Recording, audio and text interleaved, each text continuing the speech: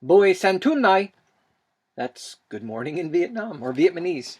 Hey everybody, good to see you today. It's Saturday, it's day 27, Saturday, April 25th, and hope we're going to have a great day today and this weekend. This passage I read or picked out from yesterday, I think I mentioned it yesterday as well, but as one that stuck out to me. Psalms 80 verse 7, restore us, God Almighty, make your face shine on us, that we may be saved. It's just a cry of help when we're in the middle of stuff. Cry for God to come into our life, or cry for God to come and help us. So lots of Psalms, lots of those cries, isn't there, when you read the Psalms? We got 5 of them again today, Psalms 81 through 85, and then we're going to be looking at Acts 25 through 26. Psalms 81 is a festival psalm. It's a psalm that was probably sung at some of the feasts or the gatherings or the yearly festivals that they had. The key of that theme is if you worship God, you're going to receive His blessings. It's just to keep worshiping Him. You're going to receive them. If you don't, then you're going to get into trouble. Psalms 82 is a word of judgment on unjust rulers. There's a phrase, the gods, in there. That's a little g, and those gods are rulers of the earth. They're not mini gods, but that's just what the psalmist calls them. It's kind of like an image of God overseeing a court, like a heavenly court, and He's making judgment, and especially on those that mistreat the helpless. You'll see this over and over in the Old Testament of the Bible. God really has a compassion for the helpless, the poor, widows, orphans, and foreigners. That means immigrants coming in. He had an unbelievable amount of concern for them, that they were treated fairly. In Psalms 83, this is Israel's prayer to crush, asking God to crush their enemies when it seems like everyone in the world is going against them. Some think this is based on 2 Chronicles 20. You can go back and read that Chronicle, 2 Chronicles 20. And at that time, Moab, Ammon, Edom, and their enemies, and their allies were attacking Judah. So it might have felt like everybody was after them. Psalms 84 is a prayer longing to be in the house of the Lord, the presence of the Lord. And in there's a familiar song that you'll notice if you remember, probably about 15, 20 years ago. Better is one day in your court.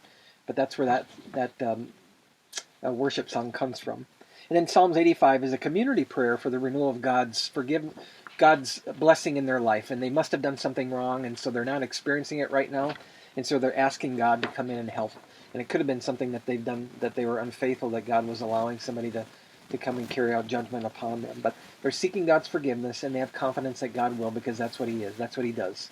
And they rely on what He's done in the past. All right, Acts 25 and 26, we see the unfolding saga of Paul going from court to court as he's giving a defense of the case that the Jews brought against him. And so today in Acts 25, we see that Paul's trial is before Festus. Festus took over for Felix as the governor of Judea. And the neat thing about Festus was, well, Felix wasn't necessarily a good guy. Festus was known as a really wise leader. Man, he's only in office for a couple years. But in the record, the historical record, it says he was known for his wisdom and his honesty. And it was much more superior than the two that preceded him. And so the Jews laid out charges before Festus, and they could not prove anything that they said.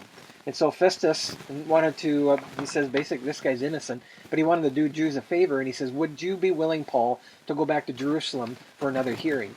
Well, the Jews were planning to kill him. That's what they wanted. They wanted him to go back to Jerusalem, and they were going to kill him on the way back. But Paul says, no. He says, you've heard my defense. You know that it's true. I've done nothing wrong. And then he says, I appeal to Caesar. Now, at the time, Caesar was Nero, and he was not a very nice king. In fact, he wasn't very nice to Christians. Later on, you'll learn that he probably destroyed the Jerusalem temple in AD. No, that wasn't that far. But he would persecute Christians, and then he would put them on poles and light them in his garden. He was a terrible man. He was a very wicked Caesar.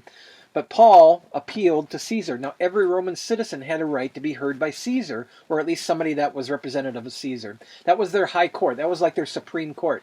But everybody had the right to do that, and so you could appeal to that, and that's what Paul did.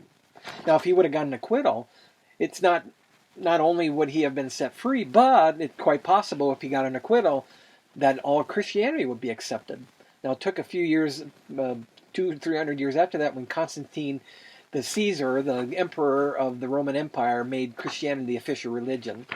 Nero wasn't going to do that. And so Festus then, since he appealed, Festus didn't know what to write Caesar, and so he appealed to King Agrippa. King Agrippa and his wife had stopped in for a visit, and so he said, basically, could you listen to this court case? He says, I'm really having a hard time thinking about what I should write to Caesar about. And so King Agrippa was very interested in hearing what Paul had to say. So in Acts 26, Paul gives a very passionate plea and defense of what he believes in Jesus and about the resurrection. And when he talked about that this salvation was not only for the Jews but for all the Gentiles, this time Festus came up and says, "You're talking crazy. You're crazy, Paul." And Paul says, "No, I'm not crazy. I just told you what it is. I've experienced this. You know what I was like before. How do you explain this change?" And he says, "King Agrippa, you know that I'm talking. You know what I'm talking about. You've seen this. You've heard this." And King Agrippa says, "Are you trying to convince me to become a Christian in this short period of time?" And he gets up and walks off. Now, he wasn't upset. As he walks off, he says, "This man is innocent. He's done nothing wrong." And he said, right at the end, he said, "If he wouldn't appeal to Caesar, we could have let him go free." And so that's where another cliffhanger that we get to pick up on tomorrow. So, Paul, we only have 2 chapters left in Acts, and so we'll see the outcome in Paul's life.